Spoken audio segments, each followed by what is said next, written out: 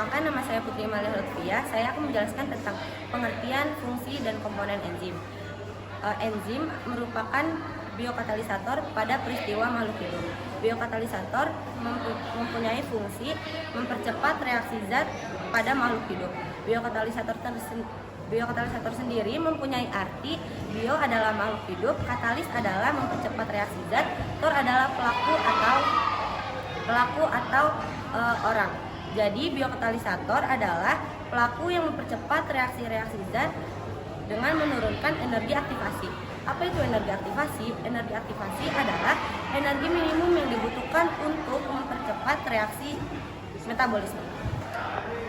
Dan komponen enzim terbagi menjadi dua. Pertama ada apoenzim dan gugus protestik. Apoenzim adalah bagian enzim yang terkandung dengan protein, dan gugus protestik adalah kebalikan dari apoenzim. Jadi dia tidak mempunyai non protein.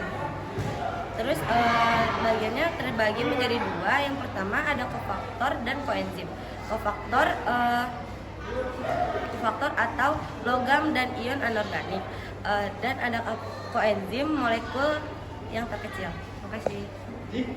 Perkenalkan, nama saya Parinal Cornela. Di sini saya ingin menyebutkan sifat-sifat enzim. Yang pertama, enzim itu protein. Yang kedua, sebagai biokatalisator, yaitu untuk mempercepat reaksi metabolisme pada dalam tubuh. Yang ketiga, dapat digunakan secara berulang kali karena enzim tidak bisa ikut bereaksi. Yang keempat, bersifat bolak-balik. Yang kelima, dipengaruhi oleh faktor lingkungan. Yang keenam, bekerja secara spesifik atau dengan cara satu enzim dengan satu substrat. Yang ketujuh, bekerja secara cepat. Ya, perkenalkan, nama saya Muhammad Abdul Aziz. Di sini saya akan menjelaskan tentang cara kerja enzim. Cara kerja enzim dibagi menjadi dua teori. Teori yang pertama yaitu teori lock and key ataupun teori gembok dan anak kuncinya. Jadi pada teori ini substrat memiliki bentuk yang sama dengan sisi enzim, sisi aktif enzim.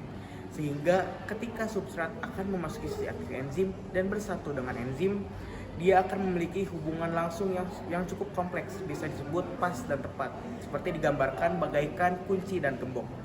Kemudian pada teori yang kedua, beda halnya dengan teori yang pertama, bentuk dari sisi aktif enzim ini fleksibel, sehingga ketika substrat akan bersatu dengan enzim dan memasuki sisi aktif enzim, bentuk sisi aktif enzim akan termodifikasi menyesuaikan dengan bentuk dari si substrat. Jadi ketika mereka bersatu, bentuk dari sisi aktifnya akan menyesuaikan dengan bentuk dari substrat. Tetapi ketika si produk ini akan terlepas dari sisi aktif enzim, bentuk sisi aktifnya akan kembali seperti semula. Kira-kira seperti itu yang bisa saya jelaskan. Terima kasih.